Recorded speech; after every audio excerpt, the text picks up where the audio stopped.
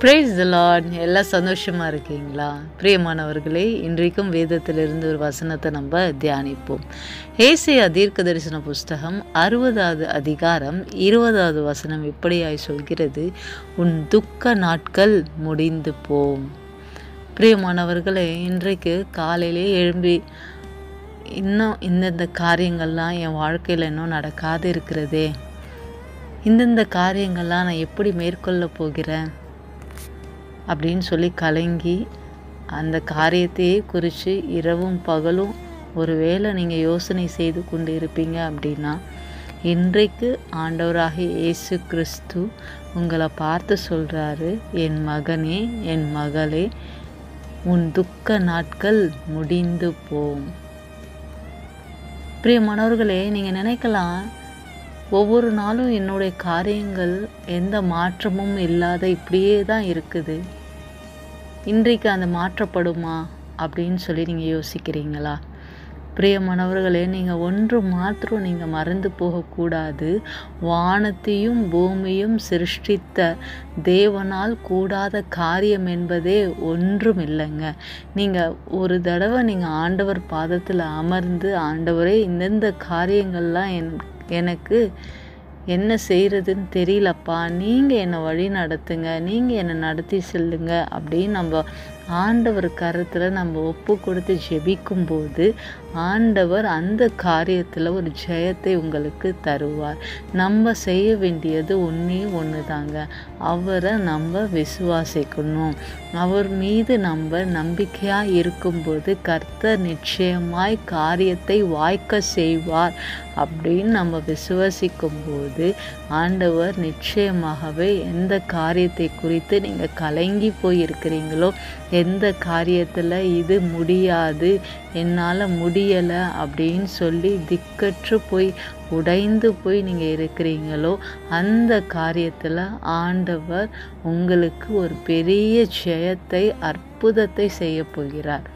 பிரியமானவர்களே, நீங்கள் உங்கள் அப்பா வீட்டுக்கு நீங்கள் போகிறீங்க அப்படின்னா, நீங்கள் துக்க முகத்தோடு கூட போனீங்கன்னா உங்கள் அப்பா உங்களை பார்த்து என்ன கேட்பார்? என் மகன், என் மக ஏன் இவ்வளோ துக்கமாக இருக்கிறாங்க அப்படின்னு சொல்லிட்டு உங்களை பார்த்து, உனக்கு என்னம்மா ஆச்சு, ஏம்மா இப்படி உன்னுடைய முகம் இப்படி துக்கமாக இருக்குது அப்படின்னு கேட்பாங்களா இல்லையா? பிரியமானவர்களே, ஒரு மாம்சமான தாய் தகப்பனே நம்மளுடைய முகத்தை பார்த்து நம்ம மக துக்கமாக இருக்கிறான்னு சொல்லி கவலைப்படும் போது, நம்மை சிருஷ்டித்த தேவாதி தேவன் நம்ம துக்க முகத்தோடு கூட இருக்கிறத விரும்புவாராங்க.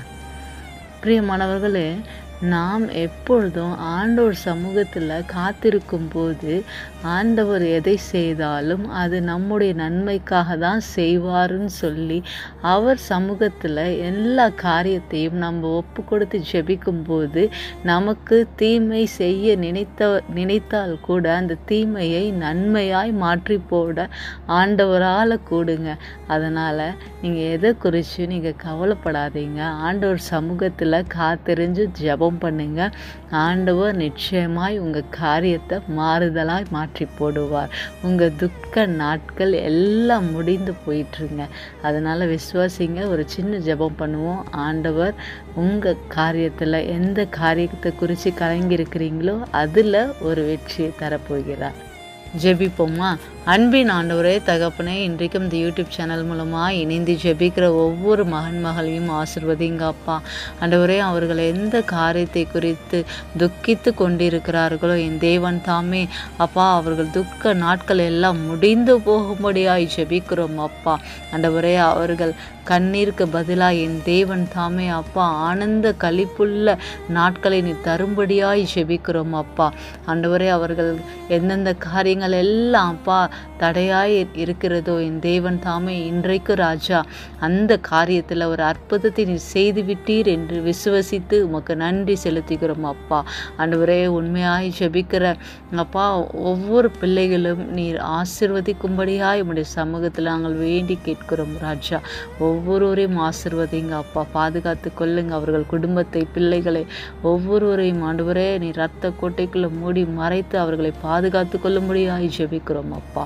எல்லா துதி கன மகிமையும் ஒருவருக்கே செலுத்திக்கிறோம். மீட்பெரும் இரட்சகருமான இயேசுவின் நாமத்தினால் ஜெபிக்கிறோம் ஜீவனுள்ள நல்ல பிதாவே.